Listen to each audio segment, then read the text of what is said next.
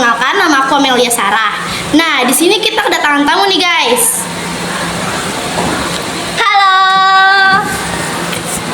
Hey.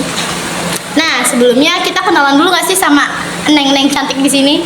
Hai, aku Zahra Farida dari kelas 12F1 dari SMA N 14 Kota Tangerang. Halo, perkenalkan nama saya Kirani Nurhami Tendalu. Nah, kebetulan kita sekelas loh, yaitu 12F1. Nah, di podcast kita kali ini kita mau membahas tentang Kabinet Juanda. Penasaran gak sih apa aja yang mau kita bahas? Langsung aja yuk, kita mulai podcastnya.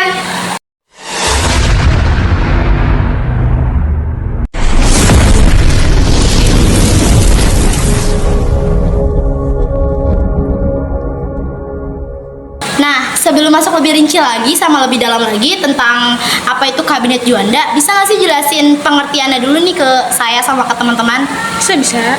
Kalau menurut aku sendiri nih ya, Kabinet Juanda ini atau yang lebih terkenal dengan Karya Bangsa adalah salah satu kabinet dalam pemerintahan masa IR Soekarno tahu. Nah, Kabinet Juanda ini dibentuk pada tahun 1957 nih, di tengah situasi politik Indonesia yang sedang kompleks-kompleksnya. Oh, jadi gitu tuh penjelasan tentang Kabinet Juanda. Nah, selanjutnya kalau struktur anggota Kabinet Juanda itu sendiri ada siapa aja? Kebetulan struktur anggota Kabinet Juanda ada beberapa nih. Kita mulai ya. Dimulai dari Perdana Menterinya yaitu Juanda Kartawijaya dan Wakil Perdana Menterinya yaitu Hardi Idham dan Johannes Lamaina. Nah, total jumlah anggota Kabinet Juanda ini ada 28. Beberapa menteri dalam Kabinet Juanda itu yaitu ada Menteri Luar Negeri, Menteri Dalam Negeri, dan Menteri Pertahanan. Lalu selanjutnya ada Menteri Perhakiman, Menteri Penerangan, Menteri Keuangan, dan Menteri Pertanian. Wah, banyak banget ya menteri-menterinya. Nah, selanjutnya nih, Zahra Kiran, saya kepo banget nih sama program kerja pokok dari Kabinet Juanda itu sendiri. Kalau dari program kerja pokoknya nih ya, ada beberapa. Yang pertama itu membentuk Dewan Nasional. Lalu melanjutkan pembatalan KMB. Kabinet Juanda melanjutkan upaya untuk membatalkan seluruh perjanjian yang dianggap merugikan Indonesia dalam konferensi meja bundar. Lalu memperjuangkan Irian Barat. Kabinet Juanda berkomitmen untuk memperjuangkan pengembalian Irian Barat ke pangkuan NKRI. Lalu yang terakhir mempercepat proses pembangunan. Oh, jadi itu tuh ya program kerja dari Kabinet Juanda.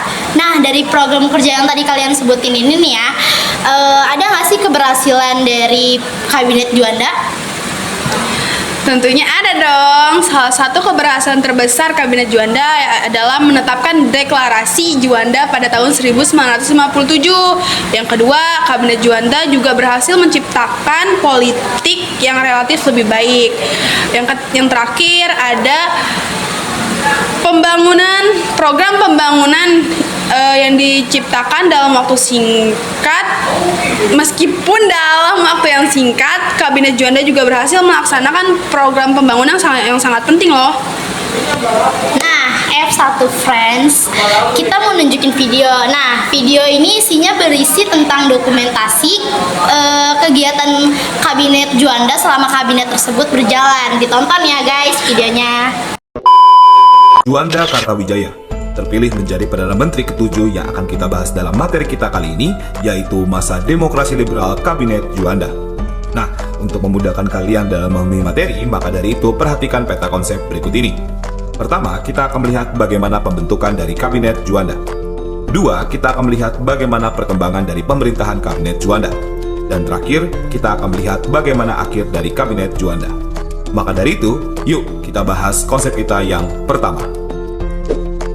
Pemerintahan Kabinet Juanda dibentuk berdasarkan keputusan Presiden di nomor 108 tahun 1957. Kabinet ini resmi bertugas di tanggal 9 April tahun 1957 dan mengakhiri perjalanan pemerintahannya di tanggal 6 Juli tahun 1959. Berbeda dengan penyusunan formatur dari kabinet sebelumnya, penyusunan formatur Kabinet Juanda tidak didasarkan atas perimbangan partai politik, namun atas perimbangan profesionalitas dari menteri-menteri yang memiliki keahlian di bidangnya masing-masing untuk mengisi pos-pos kementerian, atau yang lebih dikenal dengan istilah Zaken Kabinet.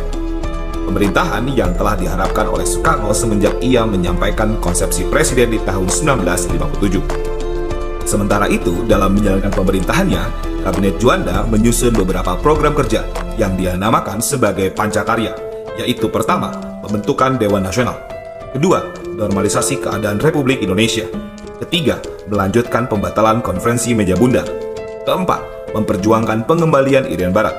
Dan kelima, mempercepat pembangunan. Selanjutnya, kita akan bahas mengenai perkembangan dari pemerintahan Kabinet Juanda. Semasa pemerintahannya, Juanda harus menghadapi beberapa masalah yang harus ia tangani, seperti yang pertama adalah pembentukan Dewan Nasional.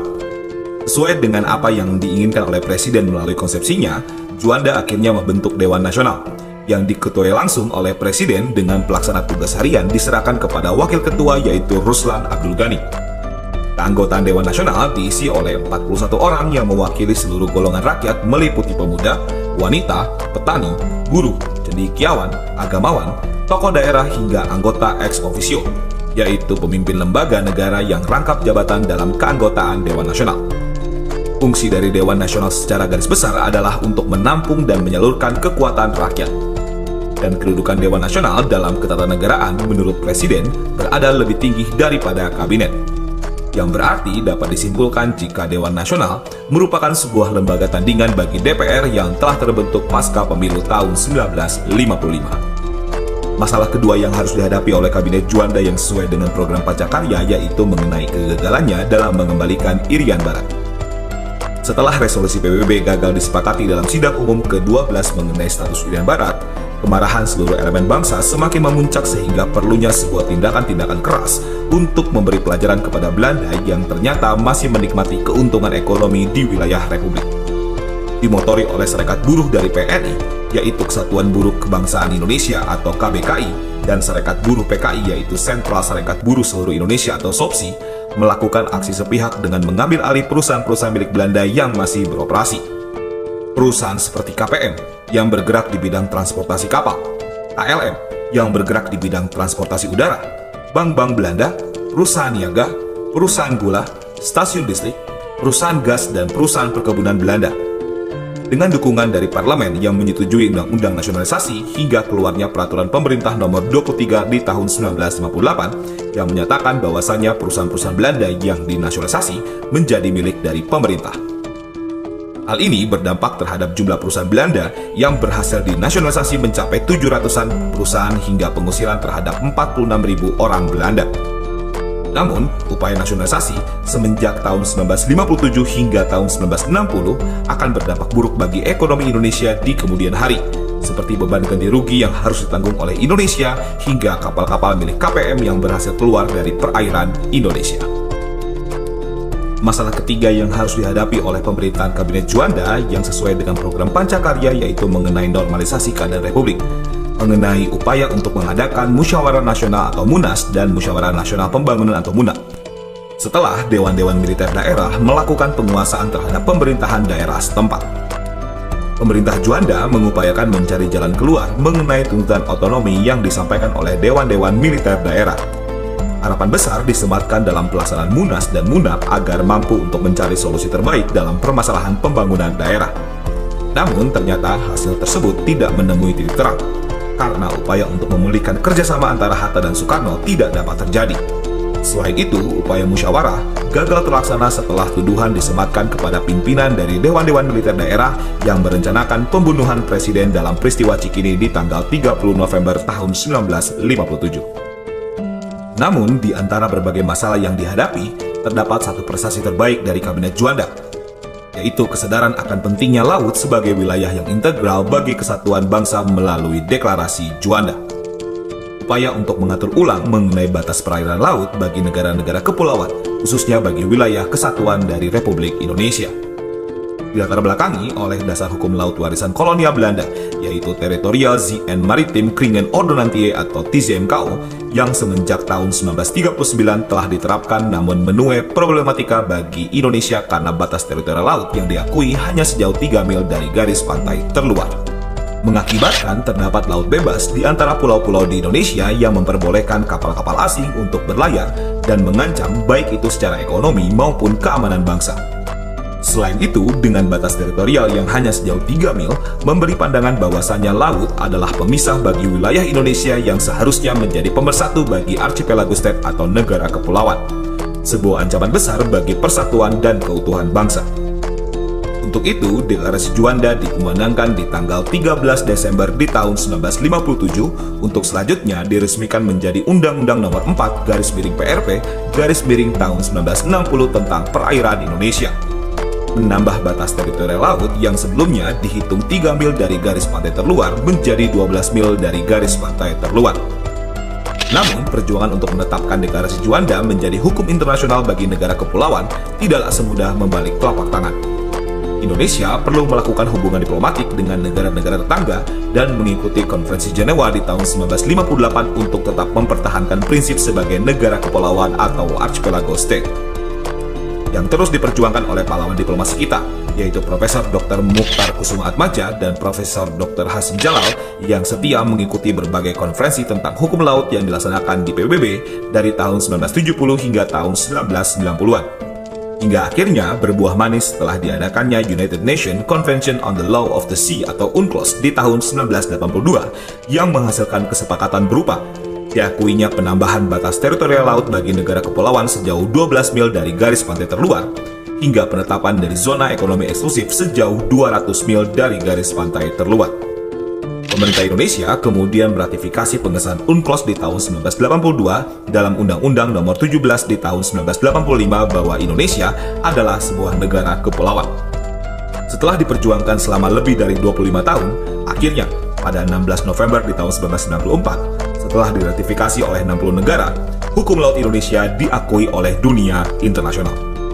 Hingga di masa pemerintahan Presiden Abdurrahman Wahid, tanggal 13 Desember dicanangkan sebagai Hari Nusantara, dan ketika masa Presiden Megawati dikeluarkan keputusan Presiden di nomor 126 di tahun 2001 tentang Hari Nusantara dan secara resmi menjadi hari perayaan nasional. Selanjutnya, kita akan membahas mengenai akhir dari Kabinet Juanda. Deklarasi Juanda yang menjadi prestasi terbaik dari kabinet ternyata tidak serta-merta mampu untuk melanggengkan kekuasaannya. Presiden yang sedari awal berkeinginan untuk mengembalikan kuasanya sebagai presiden yang mampu untuk menjalankan roda pemerintahan berhasil menemukan momentumnya setelah keluarnya dekret presiden di tanggal 5 Juli tahun 1959. Dilatar belakangi oleh kegagalan dari konstituante dalam menyusun undang-undang dasar yang baru. Karena semenjak terbentuknya di tahun 1956 hingga menginjak tahun 1959, pembahasan undang-undang baru dalam sidang hampir selalu menemui kebuntuan. Tajamnya perbedaan ideologi tidak mampu diakomodir oleh partai-partai yang berada di dalam konstituante. Usulan untuk kembali ke Undang-Undang 45 yang menjadi dasar hukum bagi kehidupan berbangsa dan bernegara dengan mengadakan pemungutan suara masih belum menemui titik terang karena jumlah suara yang tidak mencapai 2/3 suara keseluruhan. Setelah voting ketiga, serempak para fraksi memutuskan untuk tidak lagi mengikuti sidang konstituante yang berakhir reses di tanggal 3 Juli tahun 1959. Keadaan inilah yang menyebabkan presiden yang mendapatkan dukungan penuh dari militer hingga partai-partai pendukungnya mengeluarkan dekret yang berisi: pertama, dibubarkannya Dewan Konstituante; kedua, kembali ke Undang-Undang 45; dan ketiga, bentuk Majelis Permusyawaratan Rakyat Sementara dan Dewan Pertimbangan Agung Sementara. Dengan keluarnya dekret presiden, mengakibatkan riwayat konstituante berakhir sekaligus mengakhiri Kabinet Juanda di era Nah, setelah melihat video tadi, ada nggak sih alasan atau penyebab dari kegagalan program kerja Kabinet Juanda? Kegagalannya sebenarnya banyak ya, tapi kalau alasan utamanya nih, banyaknya kepentingan antar golongan dan partai politik yang ada di dalam pemerintahan. Lalu banyaknya juga peristiwa politik yang menghambat kepentingan masing-masing kelompok di tubuh konstitusi. Lalu kegagalan menghadapi pergolakan di daerah. Yang terakhir yaitu krisis ekonomi dan keuangan yang buruk, sehingga program kerja Kabinet Juanda sulit dilaksanakan. Kabinet Juanda ini kan udah bubar ya. Padahal kita tahu nih ya, kabinet ini memiliki pengaruh besar terhadap Indonesia. Karena secara keseluruhan, kabinet ini tuh memperkuat kedaulatan, kestabilan, dan pembangunan Indonesia. Nah, apa sih yang menjadi latar belakang dari pembubaran Kabinet Juanda ini? Ada ada beberapa nih faktor utama yang menyebabkan terjadinya pembubaran Kabinet Juanda. Yang pertama, pemberontakan daerah. Muncullah pemberontakan daerah seperti ketidakpuasan daerah terhadap kebijakan pusat menjadi salah satu pemicu konflik ini nih. Yang kedua, ada peristiwa Cikini. Percobaan pembunuhan terhadap Presiden Soekarno semakin mempengaruhi keamanan dan politik di Indonesia. Lalu ada kegagalan konstitusi. Yang terakhir, tekanan untuk membentuk demokrasi terpimpin. Presiden Soekarno semakin mendorong terbentuknya sistem politik yang lebih terpusat, yaitu demokrasi terpimpin. Kabinet Juanda dianggap tidak sejalan dengan visi misi politik Presiden Soekarno. Nah, sekian nih penjelasan dari kami nih tentang latar belakang pembubaran Kabinet Juanda. Dari pembahasan kita kali ini, kita dapat menyimpulkan bahwa Kabinet Juanda memiliki peran yang sangat penting dalam sejarah Indonesia. Kabinet ini menciptakan stabilitas politik dan mendorong pertumbuhan ekonomi, namun juga menghadapi beberapa tantangan yang belum terselesaikan sepenuhnya. Pembubaran Kabinet Juanda ini merupakan bagian dari dinamika politik dan juga menjadi titik balik dalam perjalanan bangsa Indonesia. Semoga kebersamaan dan kerja keras Kabinet Juanda dapat menginspirasi kita semua. Nah, sekian nih dari podcast saya. Terima kasih untuk Zahra dan Kiran mau berkenan hadir ke dalam podcast saya. Kita akhiri aja yuk guys.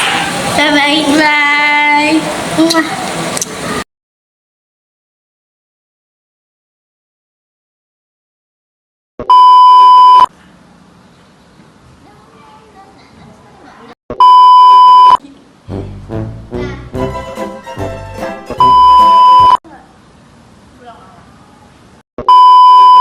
Nah, setelah melihat video voice note. Oh iya.